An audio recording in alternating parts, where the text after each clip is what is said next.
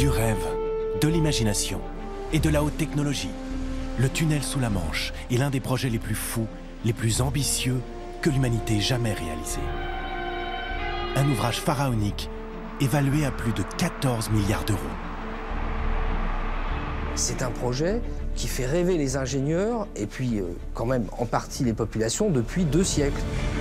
Pendant 8 ans, 7 jours sur 7 et 24 heures sur 24, ce projet a mobilisé jusqu'à 12 000 ingénieurs, ouvriers et techniciens, français et anglais.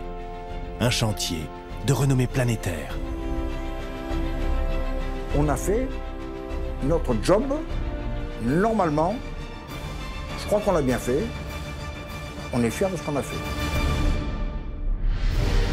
11 foreuses gigantesques, créées sur mesure, ont creusé 3 tunnels de 50 km, dont 38 sous le niveau de la mer. Le tunnel sous la Manche, c'est le tunnel sous-marin le plus long du monde. Un exploit réalisé avec une technologie de pointe, bravant tous les obstacles. Tant que les choses ne sont pas faites, on n'est jamais sûr d'avoir pensé à tout. On peut avoir un doute. Aujourd'hui, le tunnel sous la Manche abrite le système de transport le plus sophistiqué au monde. Il accueille 360 trains par jour. L'Eurostar relie les gares de Paris et Londres en seulement 2h15. Les navettes peuvent transporter 180 voitures en 35 minutes de l'autre côté de la Manche. Le tunnel a rapproché les peuples. Il a changé la face de l'Europe. Les Britanniques adorent le tunnel. Ils ne l'admettront jamais, mais ils l'utilisent par millions. Mais pour en arriver là, il a fallu l'acharnement, la passion et l'inventivité de milliers d'hommes des 2 côtés de la Manche. Nous avons rencontré les bâtisseurs de ce chantier hors du commun, ceux qui l'ont vécu de l'intérieur. Des ingénieurs comme Michel Lévy ou son homologue britannique Guy Lance. Des politiques comme l'ancien ministre Jean Auroux et le haut fonctionnaire John Moulton. Les ouvriers qui ont réalisé la première jonction et marqué l'histoire, Graham Fagg et Philippe Cosette. Et aussi le chef du chantier français, Pierre Matron, surnommé le Pharaon. Ensemble, ils ont traversé de nombreux obstacles. Panne de matériel, pression des financiers, retard de livraison et inondations. Ce sont ces hommes qui vont nous raconter l'exceptionnelle aventure humaine et technologique du tunnel sous la Manche, le chantier du siècle.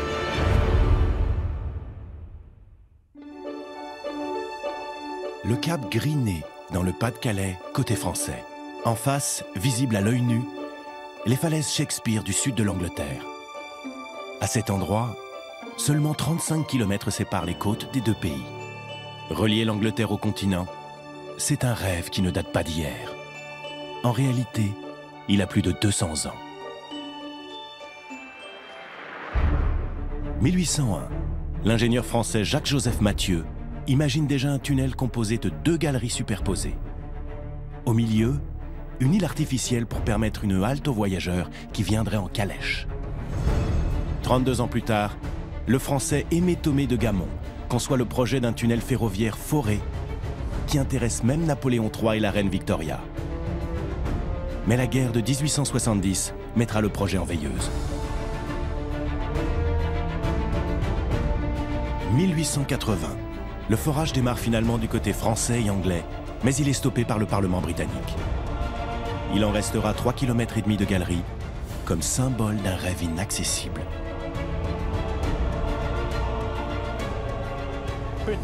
La Grande-Bretagne a été contre le tunnel pendant plus de 200 ans, pour des raisons diverses et variées. Tout d'abord, les Anglais avaient peur pour leur défense militaire. Il ne faut pas oublier que nous sommes un peuple insulaire. Au cours du dernier siècle, à chaque fois que les gens traversaient la Manche, c'était pour se faire la guerre. La France et l'Angleterre, les 2 ennemis héréditaires qui se regardent avec respect et méfiance depuis des siècles. Le lien fixe avec le continent apparaît d'abord comme un enjeu culturel et politique, avant d'être un défi technique. Je pense qu'on a eu raison d'attendre jusqu'à la fin du XXe siècle pour construire le tunnel. Je ne suis pas sûr qu'on aurait pu réaliser ce projet au XIXe. D'un point de vue technique, il était possible de creuser le tunnel, mais est-ce qu'il aurait été suffisamment sûr? Ça, c'est une autre question. De plus, nous savons que le tunnel est très grand. Les travaux auraient nécessité un grand investissement financier et aussi des recettes pour qu'il soit rentable. Mais à l'époque, les gens ne voyageaient pas autant qu'aujourd'hui. Au total, depuis 200 ans, 139 projets de lien fixe entre la France et la Grande-Bretagne ont vu le jour. Sans résultat. Il faudra attendre les années 80 et la rencontre d'un couple franco-britannique improbable pour que le rêve devienne réalité. «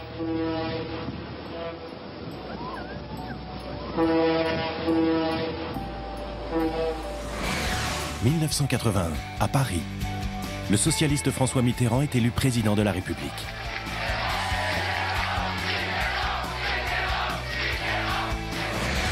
De l'autre côté de la Manche, Margaret Thatcher, fer de lance du néolibéralisme, est au pouvoir depuis 2 ans. Au départ, tout oppose ces deux géants politiques. Pour le premier sommet franco-britannique qui arrive très vite après l'élection de François Mitterrand, le menu est quand même très mince, quoi. Quel sujet va-t-on pouvoir aborder? La carte est réduite et on en vient à parler du tunnel sous la Manche. La seule chose positive qu'on pouvait dire pendant ce sommet au sujet du tunnel, c'était que les gouvernements allaient réexaminer la question. Mais on savait très bien qu'il n'y avait aucune chance que le tunnel se fasse. Et là, Margaret Thatcher a dit, à la surprise de tout le monde, « Pourquoi empêcher le secteur privé de construire ce lien fixe s'il le désire ?» Et elle a ajouté, « Je me suis toujours dit que ça serait une très bonne chose d'aller en voiture en France. » Sa réponse nous a tous laissés sans voix. Pourquoi pas? La réaction de la Dame de Fer surprend tout son monde et va lancer la machine. Avec toutefois une condition non négociable. Le projet doit être financé entièrement par des fonds privés. Je vous remercie. Puis Madame Thatcher, enfin le gouvernement anglais, avait envie de montrer qu'il faisait de grands projets aussi à la philosophie libérale. Et que Mitterrand, qui avait commencé à engager le Louvre, l'Arche de la Défense, voulait aussi marquer son temps par de grandes réalisations. Mais avec une philosophie plus socialiste, si vous voulez. Et le compromis, c'était oui, on fait le tunnel. Oui, l'Angleterre n'est pas une île, mais ce ne sont pas les États qui paieront. Ce sont les capitaux privés qui financeront. C'était ça, le compromis. Donc voilà, l'idée, c'est que chacun a apporté, a fait la moitié du chemin. Et c'était d'ailleurs l'annonce de ce qui allait se passer sur le plan technique. Un appel à projet est alors lancé en avril 1985. Et 4 projets grandioses sont déposés seulement 6 mois plus tard. Les experts ont très peu de temps pour les examiner. Des difficultés sérieuses. Nous avions seulement 90 jours pour examiner ces 4 projets en détail. Mais l'étude s'est faite dans les 2 pays. Il y a d'abord Europont, un pont-tube de 38 km au-dessus de la mer. L'ensemble est soutenu par des pylônes aussi hauts que la Tour Eiffel. Estimé à 10 milliards d'euros, c'est le plus cher. Mais ce n'est pas son seul défaut. Il y a un trafic énorme et multiplier des obstacles, des piles de ponts, dans une région qui est souvent chargée de brouillard ou de brume, c'était des accidents assurés. Autre projet, Trans-Manche Express. 4 tunnels creusés sous la terre, 2 pour la route et 2 pour les réseaux ferroviaires. Pour vérifier sa faisabilité, des études psychologiques sont même lancées. Quand vous êtes dans un parking souterrain, quand vous descendez 4 ou 5 niveaux, vous commencez à fatiguer. Là, c'est 3 ou 4 fois plus.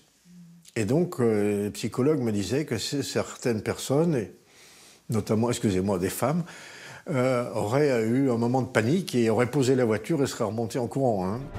3e projet, Euroroute, le plus spectaculaire sans doute. C'est un ensemble de ponts et de tunnels qui relient 2 îles artificielles.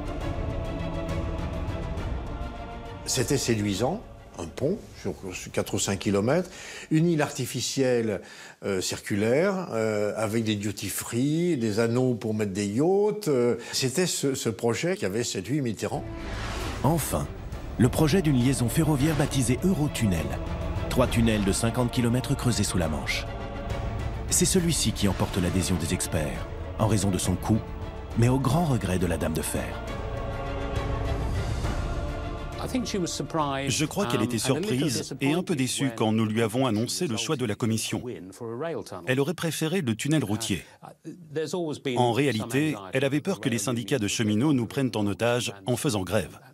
Mais ça n'a pas été le cas. Margaret Thatcher n'est pas la seule à être déçue. En réalité, François Mitterrand lui aussi hésite encore.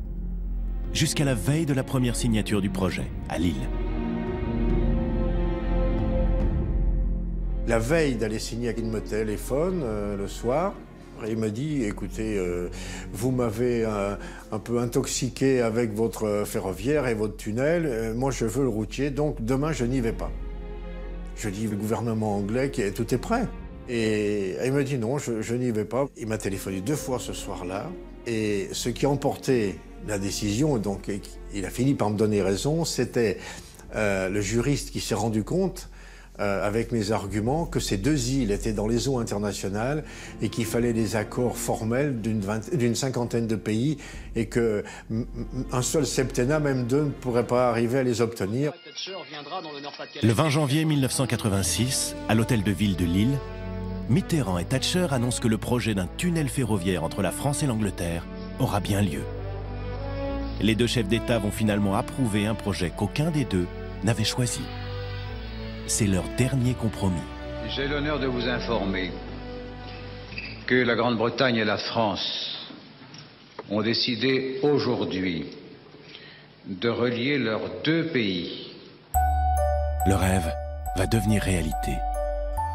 Pourtant, la Dame de Fer prévient, en français dans le texte. C'est un défi.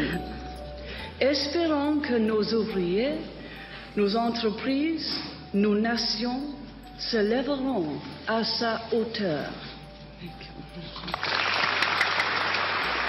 Du côté anglais, la signature d'un traité est prévue à Canterbury 3 semaines plus tard.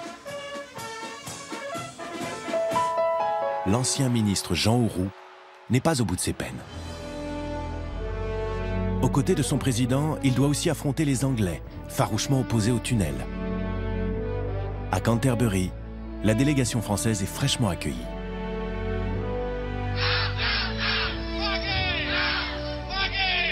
J'en ai une que j'ai gardée à l'esprit quand même. La banderole disait Hitler nous a épargnés, Auroux va nous massacrer. Alors j'avoue qu'être comparé à Hitler, c'est difficile, mais à son désavantage, c'est vraiment très, très désagréable. Malgré toutes ces adversités, le projet est signé. Et la pression est grande. Car le tunnel, entièrement financé par des fonds privés, devra être réalisé dans les délais fixés par les investisseurs. Pas droit à l'erreur. Chaque retard coûtera des milliards de francs. Les banques, surtout, étaient très inquiètes pour d'éventuels dépassements de temps. Donc, elles nous mettaient une pression considérable. Au départ, les entreprises qui avaient conçu le projet avaient annoncé qu'il fallait 7 ans pour construire le tunnel. Certains des investisseurs trouvaient ça trop long.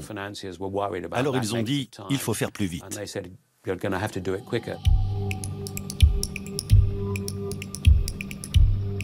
La tâche qui attend les ingénieurs et les ouvriers est immense. Le tunnel, ce sont 3 voies de 50 km, dont 38 sous la mer. 2 voies ferroviaires pour des trains à grande vitesse. Et au milieu, la galerie de service, reliée par des rameaux de communication. Invention originale, elle sert à l'entretien des tunnels, à la ventilation, mais aussi de sortie de secours. 2 énormes crossovers, aussi grands que des cathédrales, doivent permettre aux trains de changer de voie en cas de travaux ou d'accident. Parallèlement au tunnel, 2 gigantesques terminaux doivent être construits, à Coquelles du côté français et à Folkestone du côté anglais. Un chantier aux dimensions hors du commun, risqué pour les bâtisseurs. C'est là le propre du métier des travaux publics et des tunnels en particulier, c'est que, je dirais, on vend un saucisson qu'on ne connaît pas, parce qu'on n'est pas allé sous la mer encore. Les risques pour un tunnel qui passe sous la mer sont beaucoup plus grands, tout simplement parce qu'il y a plus d'eau. Et s'il y a des inondations, les conséquences sont beaucoup plus catastrophiques. Il y a eu des cas d'inondation, notamment dans le premier tunnel subaquatique du monde, le tunnel qui passe sous la Tamise. Il y a eu au moins 2 inondations graves. Sauf que dans le cas du tunnel sous la Manche, c'est la mer qui se trouve au-dessus. Le premier défi de taille est celui des géologues. Il faut déterminer la couche géologique la plus adaptée pour le forage. Les ingénieurs vont opter pour un tracé dans la craie bleue, imperméable et idéal pour le forage. Elle est située à 100 mètres du niveau de la mer, entre une couche d'argile et une couche de craie blanche. Ça, c'est des craies qui sont très perméables, donc avec beaucoup de venues d'eau. Donc gros problème, donc la bonne couche, c'était la craie bleue. Et si on veut rester le plus longtemps possible dans la craie bleue sans être trop profond sous le détroit, ben c'est ce tracé-là qui est le meilleur. Alors concevoir le tracé, c'est une tâche très compliquée. Il faut en fait se faufiler dans la couche de craie bleue, mais entre les forages qui ont déjà été faits, et il y en avait une bonne centaine, les forages plus anciens étaient très mal connus, et généralement ils n'étaient pas rebouchés. Donc il fallait les éviter, parce qu'on risquait de se retrouver directement en communication avec la mer. Et ça pouvait présenter un risque important pour le chantier. 1986, le coup d'envoi est donné. Le site français le voici. Une immense plaine de 800 hectares aux alentours de Sangatte et Coquelles, 2 petites bourgades situées à 120 km de Lille et toutes proches de Calais. Ce qui était encore il y a quelques mois des pâturages isolés devient le théâtre d'un chantier titanesque. Les travaux sont assurés par un consortium franco-anglais appelé TML. Ici, tout se fait dans la démesure. Et d'abord les hommes. Conducteurs d'engins, grutiers, géomètres, mécaniciens, fraiseurs, maçons, terrassiers, soudeurs, électriciens, sans oublier les cuistots. Qu'ils soient ouvriers ou ingénieurs, en tout plus de 200 métiers sont représentés. Le projet apporte jusqu'à 5000 emplois du seul côté français. Une bénédiction pour la région du Nord-Pas-de-Calais, sinistrée par le chômage. Alors ici, c'est l'enthousiasme. D'autant que le chef du chantier, Pierre Matron, choisit de jouer la carte locale. On a décidé que ce chantier serait ancré dans le tissu local et régional. C'est-à-dire que ce chantier, ça serait le chantier du Nord-Pas-de-Calais. On avait prévu d'embaucher 75% de personnes sur place. On est arrivé à 95%. Pourquoi 95%? Parce qu'on avait décidé en même temps de travailler avec les collectivités territoriales, avec le conseil général, avec le conseil régional, avec les communes. Et ensemble, on a mis un plan de formation ambitieux. Les travaux du tunnel sous la Manche peuvent commencer. Tout est organisé autour d'un puits aux dimensions hors normes, le puits de Sangatte. Profond de 68 mètres et large de 55, il pourrait engloutir à lui seul l'Arc de Triomphe. C'est le poumon de tout le système. Côté français, tout doit passer par ici. Hommes, machines, béton et bientôt les rails. Mais le puits de Sangatte attend ses stars. Des machines extraordinaires au cœur de tout le projet. Ce sont les tunneliers, des énormes engins pesant jusqu'à 1200 tonnes, conçus pour broyer la craie bleue de la Manche à raison de 500 mètres par mois. Ils ont été construits sur mesure aux États-Unis et au Japon. Coût de chaque machine, 50 millions d'euros. Ils deviendront l'emblème de ce chantier du siècle. Je me souviens, quand le premier tunnelier va arriver, il arrive par la mer, il arrive des États-Unis, et il y a des centaines de personnes sur le port de Calais qui assistent au débarquement du tunnelier qui se fera en 48 heures. Et là, les gens se disent, oui, cette fois-ci, ça y est, quoi. Puisque la machine est là, qu'elle coûte des millions, c'est pas possible, cette fois-ci, ça y est. Les tunneliers sont descendus pièce par pièce par le puits de Sangatte et sont ensuite assemblés. 6 du côté anglais, 5 du côté français. Ils doivent forer plus de 150 km de tunnels et de galeries. 3 tunneliers opèrent sous la mer. Les autres creusent la liaison vers les terminaux d'embarquement.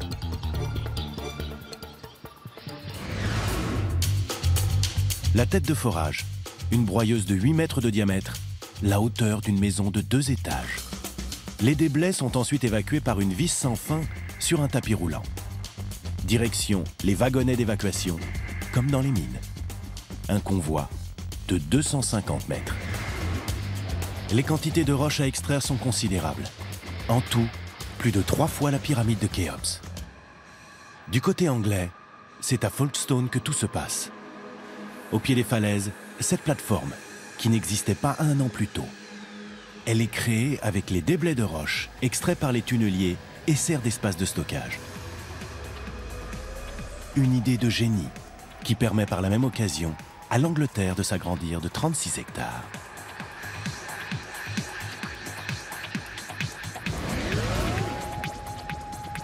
De part et d'autre du Pas-de-Calais, les équipes foncent. Elles creusent maintenant sous le niveau de la mer. Et les hommes le savent, toute erreur sera fatale.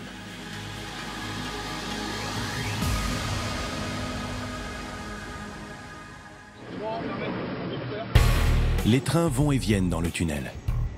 Ils évacuent la roche et amènent aussi son enveloppe, les voussoirs. Ces éléments en béton préfabriqué vont former une voûte extrêmement solide, une véritable armure.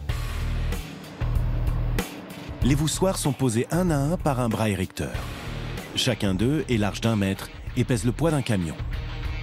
Spécialement conçus pour le tunnel, leur béton est plus résistant que celui utilisé pour les centrales nucléaires.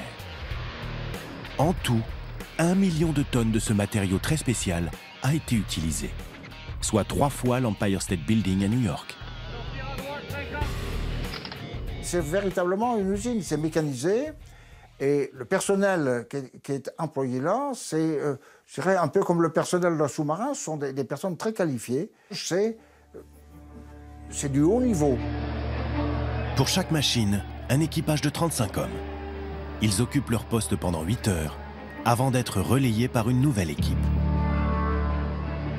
Dans ce milieu 100% masculin, le tunnelier, c'est aussi la seule présence féminine sous terre.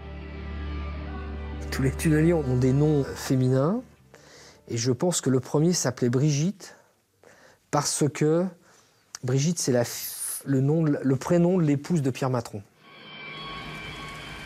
Brigitte, Catherine et Europa commencent à forer côté français. Au même moment, les travaux commencent aussi du côté anglais. La rencontre est prévue dans 2 ans, à 100 mètres sous la mer. Environ 3000 ouvriers de chaque côté de la Manche vont creuser 7 jours sur 7 et 24 heures sur 24. Qui arrivera le premier au point de jonction? C'est le début d'un véritable match qui oppose l'équipe anglaise en combinaison orange et les Français en beige. Les deux côtés, le chantier britannique et le chantier français, observaient de très près les progrès des uns et des autres. Il y avait une rivalité, ça ne faisait aucun doute. Vous savez bien qui étaient les meilleurs? Les Britanniques, bien sûr. Les Anglais sont les mêmes. Hein, les Anglais, quand on joue au rugby, je suis un fanat de rugby, j'ai beaucoup joué. Quand on est battu, ils vous serrent la main, les gens, good game. Hein. C'est très bien. Mais pendant le match, bon, il faut se méfier. Le chantier britannique démarre sans difficulté. Les Anglais avancent bien, et ce n'est pas qu'une question d'orgueil national. La compétition existait même entre les différentes équipes. Chaque équipe voulait être meilleure que la précédente, poser plus de voussoirs. Donc la compétition ne se jouait pas uniquement entre la France et la Grande-Bretagne, mais aussi entre les ouvriers. Il fallait poser un certain nombre de voussoirs et en fonction, on touchait des primes. Plus on posait de voussoirs, plus on gagnait de primes. Pour les Anglais, tout s'annonce plus facile. Leur terrain est plus régulier et ne montre pas de fissures. Les Français, en revanche, partent avec un lourd handicap. Leur terrain est très fragile et criblé de failles. Mais l'équipe de Pierre Matron a tout prévu. Là, le terrain est fracturé et la faille rejoint le niveau de la mer, donc l'eau s'infiltre, ou peut s'infiltrer. Donc nos tunneliers étaient conçus comme des sous-marins permettant de traverser ces failles. Le problème, c'est que des tunneliers capables de travailler sous 100 mètres de hauteur d'eau, ça n'existait pas. Et donc l'idée a été de construire ou de faire construire des prototypes de tunneliers qui seraient capables de travailler sous une pression de 100 mètres de hauteur d'eau. En utilisant de nouvelles machines spécialement conçues, les Français doivent essuyer les plâtres. Les pannes s'enchaînent et les retards s'accumulent. Et c'est surtout le tunnelier Brigitte qui pose problème. Je me souviens d'une panne, il y avait une dent qui avait cassé. Il a fallu sortir à l'extérieur et aller avec les marteaux-piqueurs le décoincer. Et ça a duré pendant 3 jours. On a décoincé toute la jupe pour pouvoir continuer notre travail. Il fallait être prêt pour tout. Il fallait, au claquement de doigts, il fallait que tout soit prêt. On ne pouvait pas se permettre le luxe de perdre 1 heure à attendre tel ou tel matériel. Les pannes, nombreuses, seront résolues, parfois même en concertation avec les constructeurs japonais et américains.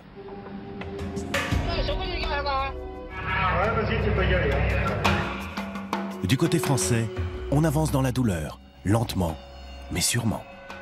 Et ces tunneliers, ils auraient pu aller jusqu'en Angleterre, jusqu'à Douvres, sans problème. Alors que l'inverse, c'était pas vrai. Parce que les tunneliers anglais ont été conçus, à juste raison, pour travailler essentiellement dans la craie bleue, la craie homogène, sans faille. Un terrain réputé facile. Au bout d'1 an, un premier bilan. Les Anglais ont progressé de 4 km et les Français d'1 seul. Mais voilà, gros coup de frayeur du côté anglais. Contre toute attente, de l'eau s'infiltre dans le tunnel. Malheureusement, la mer n'était pas uniquement au-dessus de nos têtes. L'eau rentrait aussi dans le tunnel. Parfois, on avait de l'eau jusqu'aux genoux. Le bas de nos tunneliers était complètement ouvert. Alors, quand l'eau a commencé à s'infiltrer dans le tunnel, ça posait un gros problème, parce que les machines risquaient de se retrouver inondées. Il fallait donc trouver un moyen pour rendre les machines étanches. L'ensemble du système électrique de nos tunneliers était en danger.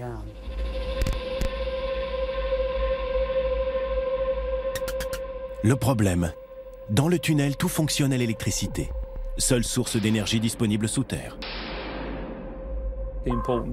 Il fallait surtout éviter que les pompes ne prennent l'eau, parce qu'elles devaient justement dégager l'eau du tunnel.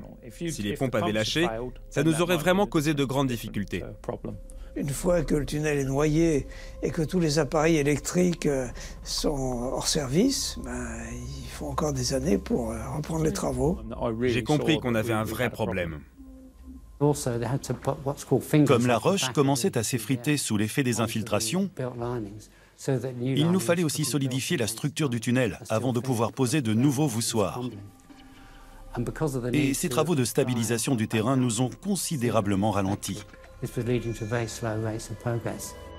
Oubliez la compétition avec les Français. Pour les Anglais, il faut à tout prix sauver le projet. La pression est grande, les banquiers regardent la montre. Les délais étaient fixés par les contraintes financières. Et plus on mettait de temps à faire les choses, plus ça devenait cher.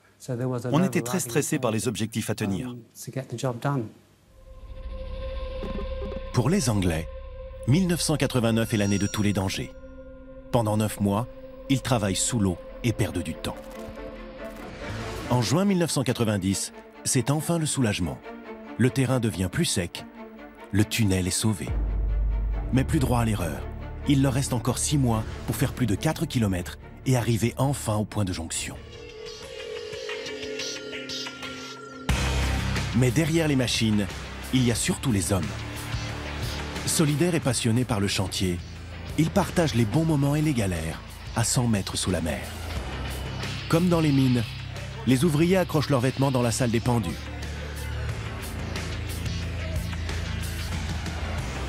Ils déposent leurs jetons de présence sur un tableau.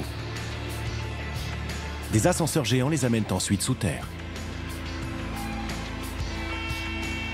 Et c'est parti pour une journée de 8 heures de travail dans un milieu hostile. Lorsque j'ai commencé, je me suis dit qu'est-ce que je suis venu faire dans cette galère. Ouais, moi, j'avais toujours connu le travail extérieur et le fait d'aller travailler sur un tunnelier comme ça, sous terre, ça change carrément la vie.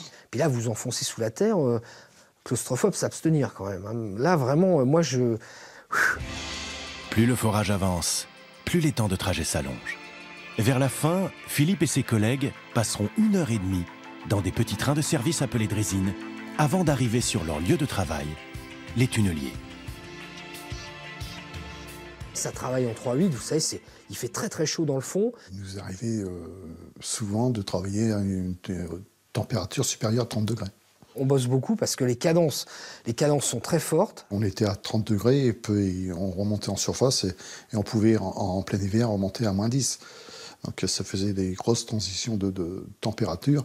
Et je me souviens, même lorsqu'on arrivait en surface, on fumait, nous. On fumait de vapeur.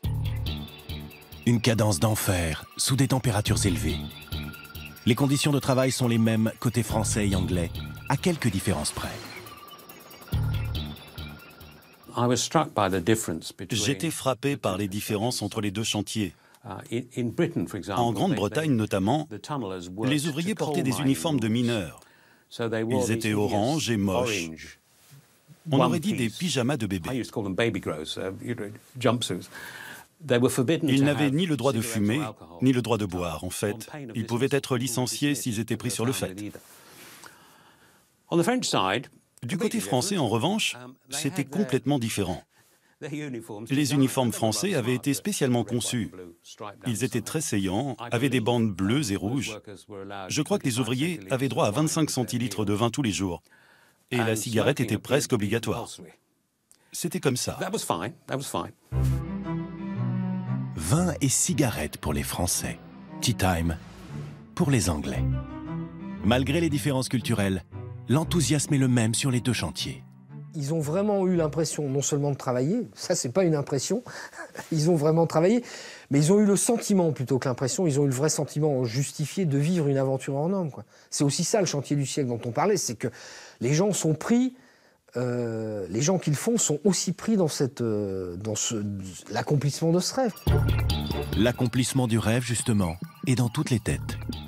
La jonction va-t-elle se faire à 100 mètres sous la mer, à l'endroit et au moment prévu?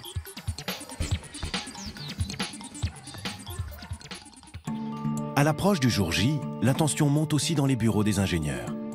La jonction est leur souci majeur et leur donne des sueurs froides.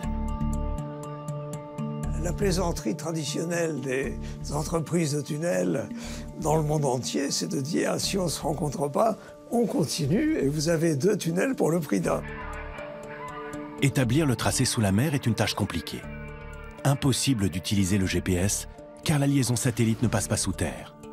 Pour réaliser la jonction, la marge d'erreur entre les deux tunnels est de seulement 2,50 m. Sinon, les trains ne pourront pas circuler à grande vitesse.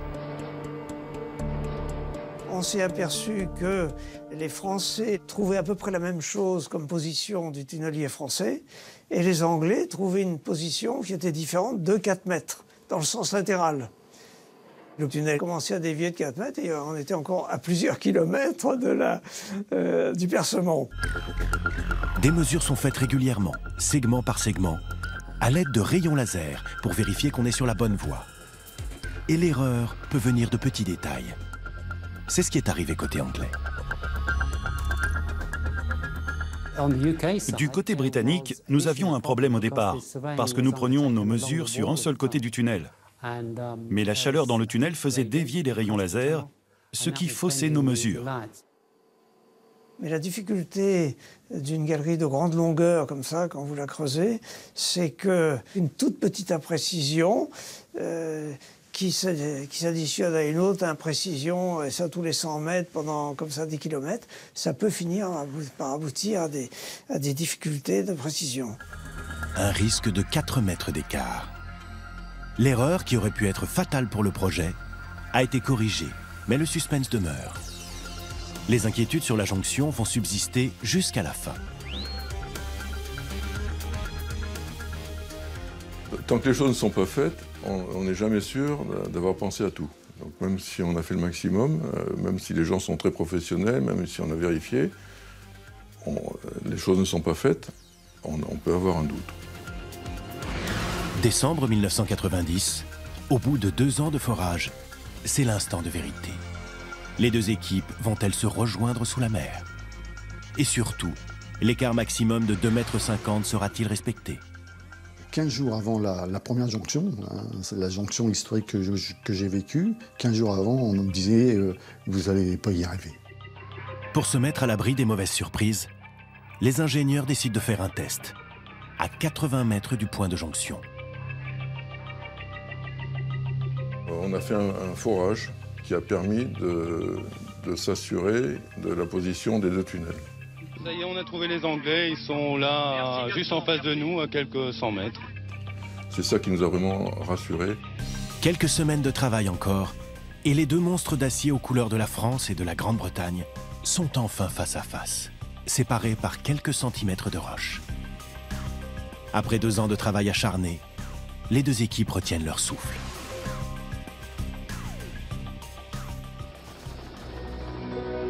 Le 12 décembre 1990. Tout est alors prêt pour le grand événement médiatique. Choisi par tirage au sort, c'est à Philippe Cosette du côté français et à Graham Fagg du côté anglais que revient l'honneur de franchir les derniers centimètres. C'était beaucoup plus difficile de casser les derniers centimètres de roche que je n'avais imaginé. Je transpirais. J'avais vraiment très chaud.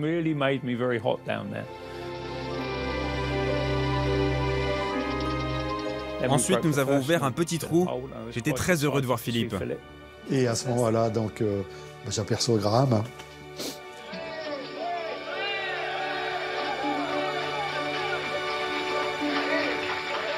De l'autre côté, on me faisait signe, venez, venez, venez. Alors j'ai passé ma tête de l'autre côté. Et puis après, bon, c'est Graham qui a passé sa tête. Et puis on a fait le premier échange des drapeaux. Lui, il m'a dit « Bonjour mon ami ». Puis moi, je lui ai dit « Welcome to France » parce qu'on était bien en France.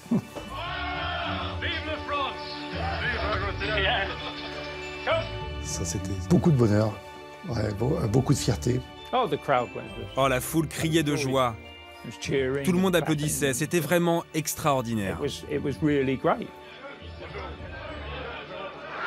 Plusieurs avaient la larme à l'œil. Certains ont prétendu que c'était le courant d'air, l'air britannique qui les avait frappés. J'ai eu une petite poussière qui venait d'Angleterre dans l'œil, quoi. Voilà, je pense que c'est ça. La première jonction sous la mer était merveilleuse. C'était une journée très stressante et chargée d'émotions. Mais cet événement a vraiment changé le regard de tout le monde sur ce projet. On l'avait finalement, ce tunnel.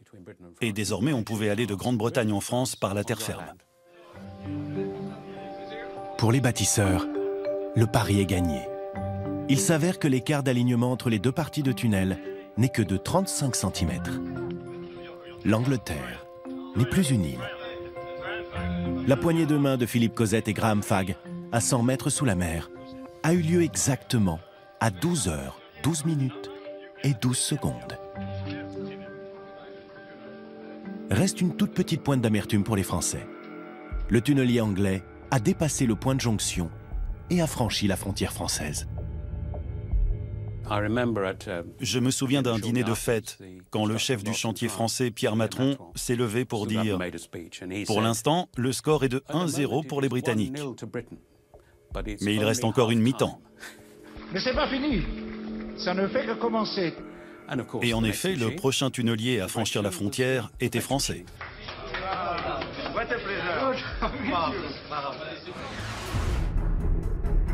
Il reste les deux principaux tunnels ferroviaires à terminer. 6 mois plus tard, la jonction se fait dans le tunnel nord avec l'arrivée du tunnelier Europa. Pour la jonction du tunnel sud, les deux équipes arrivent en même temps. À chaque fois, c'est l'occasion de comparer les scores.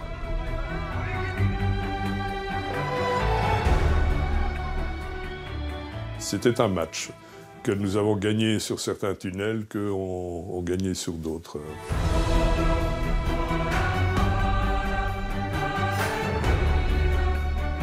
Résultat de la compétition franco-anglaise, 87 km de tunnel pour les Britanniques. Ils sont à 6 km de leur objectif initial. Les Français, eux, ont creusé 64 km, soit 6 de plus que prévu. Les machines sont à bout de souffle. Trop usées pour creuser davantage, certaines sont enterrées sur place et les autres partent à la casse. Le forage des 3 tunnels s'est achevé avec 3 jours d'avance sur le premier échéancier établi en 1985. Un chapitre important de l'extraordinaire aventure se termine.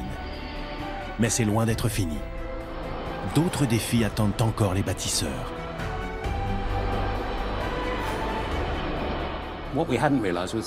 Ce que nous ne savions pas à l'époque, et je ne dis pas ça par manque de respect pour les ingénieurs, c'est que le forage était la partie facile du projet. Faire de ces tunnels un système de transport ferroviaire était un immense défi. Le but du projet était de construire un système de transport avec tout ce que ça implique. La jonction était évidemment une étape importante, mais c'était seulement une étape. Pour certains, le travail ne faisait que commencer. Toute l'infrastructure ferroviaire restait encore à construire. Les systèmes de sécurité, les systèmes de refroidissement, le système anti-incendie. Bref, il restait encore plein de choses à faire.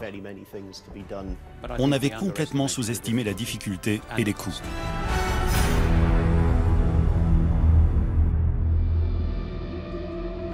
« 1992. Pour l'instant, il existe 3 tubes à l'état brut, forés dans la roche. Il s'agit maintenant d'en faire le système de transport sous-marin le plus sophistiqué du monde. Il devra accueillir 4 types de trains. L'Eurostar, train à grande vitesse pour relier Paris et Londres. 2 navettes, une pour les voitures, l'autre pour des camions poids lourds.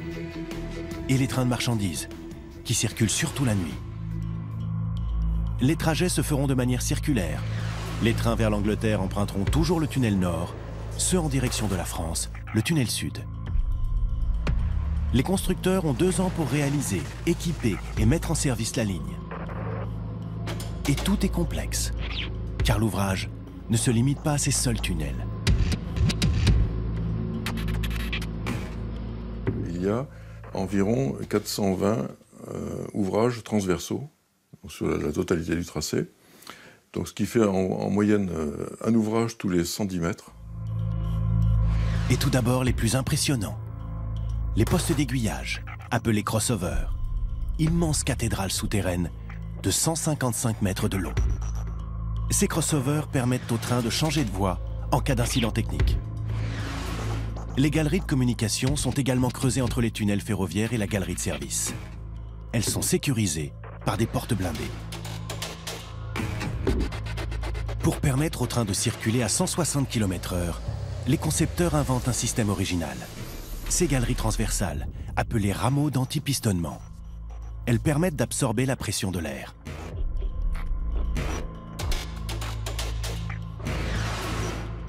Entre un train qui circule à l'air libre et un train qui circulerait dans un tunnel sans rameaux de pistonnement, le rapport des puissances nécessaires est de 1 à 4. Si vous créez des rameaux de pistonnement, vous divisez par 2 la puissance nécessaire. L'équipement électromécanique du tunnel va se dérouler sur 2 ans. C'est une tâche considérable pour les ingénieurs et les ouvriers. Les mots d'ordre, modernité, vitesse et sécurité. Les ingénieurs doivent faire preuve d'imagination et inventer sans cesse des machines spéciales, adaptées aux besoins du tunnel. L'une des plus remarquables, le diplodocus. Cette machine de 60 mètres va nettoyer le tunnel avant la pose des rails. Donc cette machine est une machine tout à fait exceptionnelle. Elle était capable de bétonner avec une très grande qualité, une très grande précision et à très grande vitesse. Parallèlement à la pose des rails et de l'équipement électrique dans le tunnel, la conception des navettes ferroviaires est sur le point d'être finalisée. Là aussi, c'est du jamais vu. Pour ce tunnel, tout est fabriqué sur mesure. Concilier grande capacité, grande vitesse et normes de sécurité pose un véritable défi aux concepteurs. Au final, l'équipement électromécanique d'un seul wagon de navette est aussi complexe que celui d'une cabine d'un Boeing 747. Dans chaque wagon de navette, vous avez 50 km de câbles. Ce sont des wagons qui sont bourrés d'automatismes pour la ventilation, l'éclairage, la sécurité, la communication avec le conducteur, avec les chefs de train. Les mises au point se succèdent, sans cesse. Chaque changement doit être validé par la commission intergouvernementale franco-britannique, très exigeante sur la sécurité. Un véritable casse-tête. Quand un bras de fer s'engage, il peut durer pendant des mois. Comme celui sur la largeur des portes intérieures des navettes. Pour être adaptées aux fauteuils roulants, elles doivent être élargies de 10 cm. Des matériels prototypes, ça vous coûte une fortune.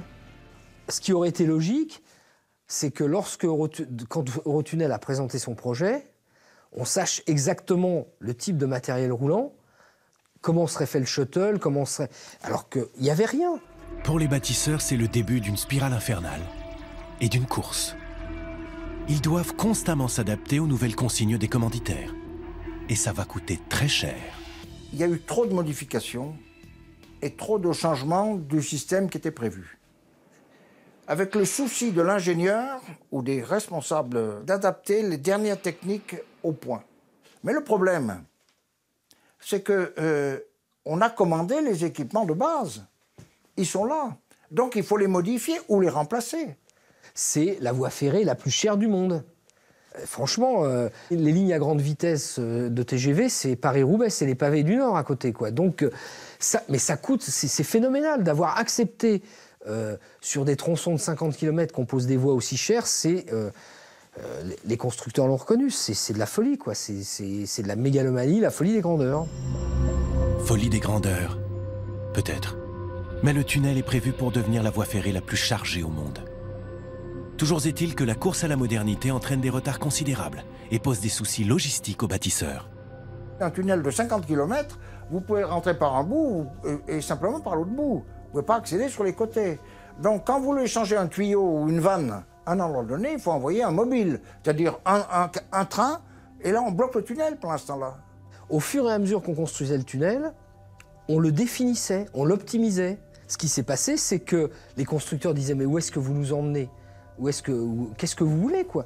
Et Eurotunnel avait répondu à un moment, vous connaîtrez la définition du tunnel quand il sera mis en service. On était incapable, compte tenu des modifications en cours, incapable de faire un programme à l'avance. Incapable. On avançait au jour le jour. Au moment où les bâtisseurs essaient coûte que coûte de tenir les délais, les terminaux d'embarquement des voitures et des camions émergent de la terre, des deux côtés de la Manche. Le terminal de Coquelles, côté français, représente l'équivalent de l'aéroport de Roissy. Et Folkestone, du côté anglais, fait 1/8 de l'aéroport de Heathrow à Londres. Pour construire ce terminal, les ingénieurs font même déplacer toute une forêt du Kent à laquelle les Anglais tiennent beaucoup. Les retards s'accumulent. Pour les responsables, c'est la course contre la montre. L'inauguration du tunnel est prévue pour 1993, en présence de la reine Elisabeth II et du président Mitterrand. Pas question de manquer ce rendez-vous. J'étais très nerveux à l'approche de l'inauguration. Vous savez, on ne peut pas simplement finir les travaux, passer un coup de fil à l'Élysée et à Buckingham Palace et leur dire « c'est terminé. Voulez-vous bien venir inaugurer le tunnel ?» Il faut les prévenir longtemps à l'avance. Et dans le cas du président Mitterrand et de la reine Elisabeth, il fallait les prévenir 2 ans à l'avance. Donc on devait être sûr que le tunnel soit terminé à ce moment-là. La pression est au maximum. Le rendez-vous crucial entre la France et la Grande-Bretagne est finalement reporté d'1 an. Le tunnel se fait attendre. 6 mai 1994. Enfin le grand jour. Le tunnel sous la Manche est enfin inauguré. La cérémonie a lieu au terminal de Coquelles, en France. Les premiers passagers de la navette en provenance de Grande-Bretagne sont la reine d'Angleterre Elisabeth II et le président François Mitterrand. Un mois après le coup de ciseau, les trains commerciaux commencent à circuler. Le premier Eurostar part en novembre de la même année. Pour le tunnel sous la Manche, c'est l'heure du bilan. Si le projet est sans aucun doute un exploit technologique, il fait grincer des dents ses commanditaires. 1 an de retard et un dépassement de 8 milliards d'euros. Au total, le tunnel aura coûté 14,3 milliards. Quand j'ai dit au président d'Eurotunnel de l'époque, est-ce que vous ne pensez pas qu'il aurait fallu s'arrêter et que ça aurait permis de minimiser la dérive des coûts, il m'a dit, c'est juste, on aurait dû s'arrêter 1 an pour définir le projet, mais si on s'était arrêté, on ne serait jamais reparti. Après le casse-tête technologique et les déboires financiers, le tunnel sous la Manche n'est pas au bout de ses peines. Car au début du lancement, les passagers ne sont pas aussi nombreux que prévu. Ce qui inquiétait les gens, c'était surtout le risque d'inondation.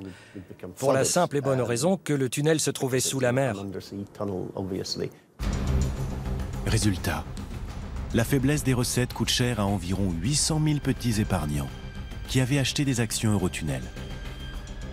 Ils doivent faire face à des pertes considérables et même à la ruine pour ceux qui avaient misé toutes leurs économies. Ce sont eux, les grands perdants de l'épopée du tunnel sous la Manche. Aujourd'hui, les mêmes actions, elles valent 7, 8, 9, 20 fois moins. Ce n'est pas des gens fortunés qui ont mis leur prime X, Y et tout, qui ont tout mis sur les conseils de leurs banquiers, quoi. Mais petit à petit, le tunnel sous la Manche trouve sa place au milieu des ferries et des vols low cost qui relient la Grande-Bretagne au continent. Les difficultés du début se font vite oublier. Rapidité, sécurité et confort, les liaisons par le tunnel sont de plus en plus plébiscitées. Mais l'aventure ne s'arrête pas là. Un incident intervient tout au fond du tunnel. Le 18 septembre 1996, un convoi de camions doit relier la France et l'Angleterre. Un incendie éclate dans une remorque. Le train s'arrête à 19 km du portail français. À bord, 31 passagers et 2 membres d'équipage. Vous prenez de la vitesse avec un feu et avec la ventilation, vous ne faites qu'attiser le feu largement. Et donc, d'ailleurs, si vous arrêtez le convoi, eh ben, vous avez toute la fumée qui vous revient devant. Donc, je crois qu'il y a eu un sentiment de panique. Mais bon, le système tel qu'il avait été conçu, lui, il a parfaitement fonctionné. Le système de sécurité est au point. Dès qu'un feu est détecté, le train s'arrête au plus près des rameaux de communication et permet aux hommes de s'enfuir dans la galerie de service. Les 33 personnes ont passé plus de 25 minutes dans la fumée, mais en sont sortis indemnes. Bilan, aucun mort, mais des dégâts impressionnants. Pour les hommes du tunnel, c'est un épisode marquant. Évidemment, c'est impressionnant parce qu'il y avait des chemins de câble qui avaient fondu. On s'est cru, c'était plein de sortes de toiles d'araignée, si vous voulez. On se croyait dans une grotte de sorcières. Puis après, il faisait très chaud, très très chaud. Ça a bien brûlé. Ça, c'est sûr, j'y suis descendu. Et c'était sacrément, les galeries, c'est phénoménal, quoi. Le béton avait fondu, la ferraille s'était tordue. Bon, on ne voyait plus rien des wagons, des navettes, des camions. Hein. Il n'y avait plus que des carcasses déformées. Donc on a dû je ne sais pas quelle température on a pu atteindre, mais on a passé les 1000 degrés. Hein. Pour tous ceux qui ont participé, ça nous a fait un choc, parce que bon, ce tunnel, c'est un peu notre bébé à nous. Et de le voir abîmé comme il était, jamais on pouvait imaginer que ça pouvait être, qu'un incendie pouvait avoir cet effet-là sur les parois d'un tunnel. Ça nous, vraiment, ça nous a touchés. Ouais. Les travaux de remise en service coûteront plus de 46 millions d'euros. Grâce au crossover, la circulation continue sur les autres tronçons. 12 ans plus tard, en septembre 2008, un deuxième incendie se déclare. C'est à nouveau un camion qui prend feu. Là encore, pas de mort. Malgré un système de sécurité déjà à la pointe du progrès, Eurotunnel y ajoute une mesure supplémentaire, par précaution. Quand on gère 20 millions de camions depuis l'ouverture du tunnel, ce risque existe. Nous l'avons traité en inventant un système d'extinction à l'intérieur du tunnel. C'est un système d'aspersion par de l'eau sous pression qui a pour effet de contenir le feu autour du camion qui brûle pour permettre aux services de sécurité d'intervenir et de l'éteindre de façon traditionnelle. Aujourd'hui, plus de 200 ans après les premiers projets, le tunnel est devenu le tronçon ferroviaire le plus sûr et le plus fréquenté au monde. Il a survécu à des réticences politiques, des inondations, des retards de fabrication, des difficultés financières et même à 2 incendies. Et depuis l'année 2006, Eurotunnel fait des bénéfices. Le tunnel a radicalement modifié le paysage, surtout du côté français. Il faut dire que le projet est arrivé à un moment stratégique de l'histoire du Nord-Pas-de-Calais. Il a permis à la région de relever la tête. Au moment où la partie anglaise et la partie française se rejoignent sous la mer, sous la Manche, on extrait à quelques kilomètres de là la dernière gaillette de charbon. Ça veut dire que le nord industriel s'efface dans la douleur et qu'arrive au moment du tunnel ce que Pierre Mauroy a appelé le nouveau nord. Eurotunnel, c'est une société qui fait aujourd'hui qui a 2200 salariés, dont une large partie est en France. C'est pas rien quand même pour la région de Calais. Grâce au tunnel, le Nord-Pas-de-Calais est devenu la seule région française à avoir 2 gares internationales, l'île Europe et la gare de Fréthun-Calais, desservie par l'Eurostar. Le centre Rallille est aujourd'hui le 3e quartier d'affaires de France, après La Défense à Paris et la Part-Dieu à Lyon. C'est l'île, en quelque sorte, qui sort grande gagnante du tunnel sous la Manche. Et dans une région, lorsque la principale ville devient métropole, on peut considérer qu'il y a progrès, avancée, optimisme. En 20 ans, plus de 300 millions de personnes et 55 millions de véhicules ont été transportés par ce serpent des mers. Et ce n'est que le début. Car le tunnel est encore aujourd'hui un projet en constante évolution.